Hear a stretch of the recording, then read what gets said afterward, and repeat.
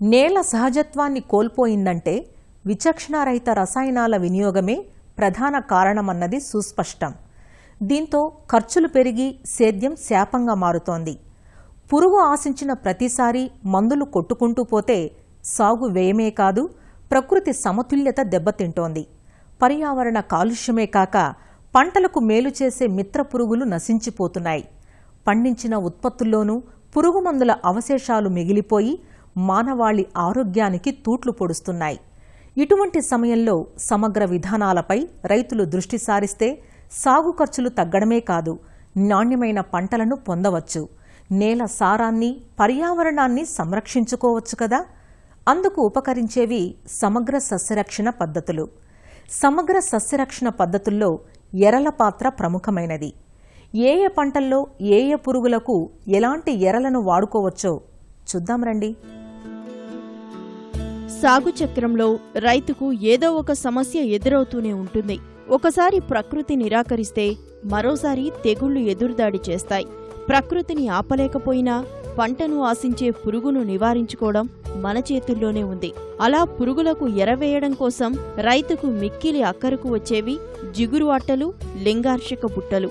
కీటకాలను ఆకర్షించే ఎర పంటలు.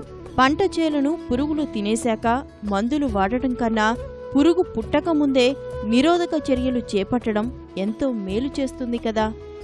ముందుగా లింగాకర్షక బుట్టలు ఎలా పనిచేస్తాయో చూద్దాం. లింగాకర్షక బుట్టలు కీటక నియంత్రణలో కీలక పాత్ర పోషిస్తాయి. వీటిని ఫెరమోన్ ట్రాప్స్ అంటారు. దీనిలో ముఖ్యంగా మగ పురుగును ఆకర్షించడం ద్వారా ఆడపురుగు గుడ్లు పెట్టకుండా చేసి వీటి వృద్ధిని అరికట్టవచ్చు. ఈ బుట్టలను ప్రధానంగా శనగపచ్చ పురుగు, పొగాకు లద్దె పురుగు, గులాబీ రంగు, ఆకుముడత పురుగులు, ఆకు తినే పురుగులు, కాయ తొలిచే పురుగులకు సమర్థవంతంగా ఉపయోగించవచ్చు. వేసవిలో భూమిలో దాగి ఉండే కీటకాలు 4 దశల్లో పెరిగి పైర్లకు తీవ్ర నష్టం కలిగిస్తాయి.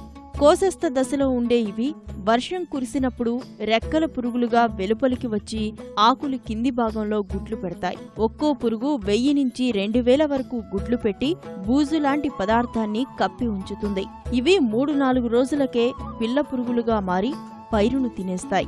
పగటి వేళల్లో భూమిలో దాగి రాత్రిళ్ళు మొక్కలను నంజుకు తింటాయి. మొదట్లో ఒక ఆకును తినే పురుగు చివరి దశలో 25 ఆకులను తినడమే కాక లేత చిగుళ్ళు, పూత, పిందెలను తినేసి మొక్కను మోడుగా చేసేస్తుంది. పురుగులు 3-4 దశలకు చేరిందంటే నివారణాశక్యం కాదు. కాబట్టి ప్రాథమిక దశలోనే లింగాకర్షక బుట్టలను ఏర్పాటు చేస్తే పంట నష్టాన్ని నివారించడమే కాక ఖర్చును తగ్గించుకోవచ్చు. కట్టెను పాతుకొని పంట కంటే 1 అడుగు ఎత్తులో లింగాకర్షక బుట్టలను అమర్చుకోవాలి. ఎకరానికి 5-6 లింగాకర్షక బుట్టలు అవసరమవుతాయి. ఒక్కో లింగాకర్షక బుట్టపై రైతు పెట్టే ఖర్చు కేవలం 40 రూపాయలే. ఒకసారి పురుగు బుట్టలోకి చేరిందంటే అది చనిపోయిందన్నమాటే. అలా బుట్టలో మరణించిన పురుగులను బుట్టకు ఏర్పాటు చేసిన పాలిథీన్ కవర్ నుంచి తొలగించాలి. అయితే లింగాకర్షక బుట్టలను వినియోగిస్తున్న క్రమంలో కొన్ని రోజుల తర్వాత బుట్టల ప్రభావం మందగించి పురుగులను ఆకర్షించే సామర్థ్యం తగ్గుతుంది.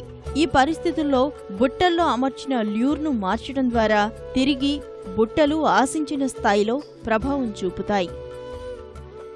లింగాకర్షక ఎరలతో పాటు పండు ఈగ ఎరలు రైతుకు ఎంతో మేలు చేస్తాయి. సాధారణంగా తీగజాతి కూరలైన బీర, కాకర, గుమ్మడిలోనూ మామిడి, జామ, రేగు వంటి పండ్ల తోటల్లోనూ పండు ఈగ తెలియని నష్టం చేస్తుంది. పువ్వు నుంచి పిందె ఏర్పడేటప్పుడే కాయ లోపలికి ప్రవేశిస్తుంది పండు ఈగ. కాయలు పూర్తిగా పెరగకుండానే పండిపోతాయి. వాటిని మనం గుర్తించేలోపే 30% మేర నష్టం చేసేస్తుంది.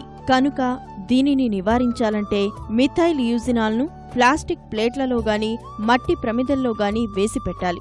రెడీమేడ్గా దొరికే మిథైల్ యూజినాల్ ఎరలుగా గాని పెడితే ఆ వాసనకు ఆకర్షితమై ఈ పండు ఈగ చచ్చిపోతుంది. ఎకరాకు 6 బుట్టలు ఉపయోగించాలి. పంటలకు కాంతి ఎరలను కూడా ఏర్పాటు చేయవచ్చు. వీటిని లైట్ ట్రాప్స్ అంటారు. ఈ దీపపు ఎరలు వెదజల్లే కాంతికి ఎర్ర గొంగళి పురుగులు, మిడతలు, పచ్చదోమలు, బత్తాయిలో దోమపోటును కలిగించే రెక్కల పురుగు వంటివి ఆకర్షించబడి క్రింద ఏర్పాటు చేయబడ్డ కిరోసిన్లో పడి చనిపోతాయి. బాగా బలిసిన పొగాకు లద్దె పురుగు, ఎర్ర గొంగళి పురుగులు అదుపుకు విషపు ఎరలను వాడవచ్చు. 1 ఎకరానికి 5 కిలోల తవుడు, 1/2 కిలో బెల్లం, 1/2 లీటరు పురుగుమందు, తగినంత నీరు కలిపి చిన్న చిన్న ఉండలుగా తయారు చేసి సాయంత్రం వేళల్లో పొలంలో చల్లటం వల్ల మట్టి పెళ్లల నుంచి బయటకు వచ్చే పురుగులు బెల్లం వాసనకు ఆకర్షితమై వీటిని తిని చనిపోతాయి.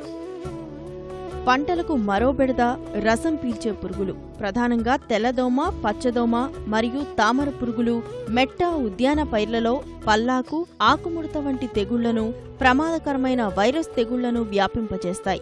వీటిని క్రిమిసంహారక మందులతో నియంత్రించడం కష్టం. ఎందుకంటే పిచికారీ సమయంలో స్ప్రేయర్ నుంచి వచ్చే గాలికి ఇవి ఎగిరిపోతాయి.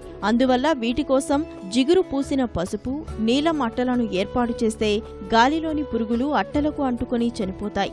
దాదాపు 50% మేర పురుగు నష్టాన్ని ఈ అట్టలు నివారిస్తాయి. తెల్లదోమ పసుపు రంగుకు ఆకర్షితమవుతుంది కాబట్టి తెల్లదోమ ఆశించిన పొలాల్లో పసుపు జిగురు అట్టలు ఏర్పరచాలి.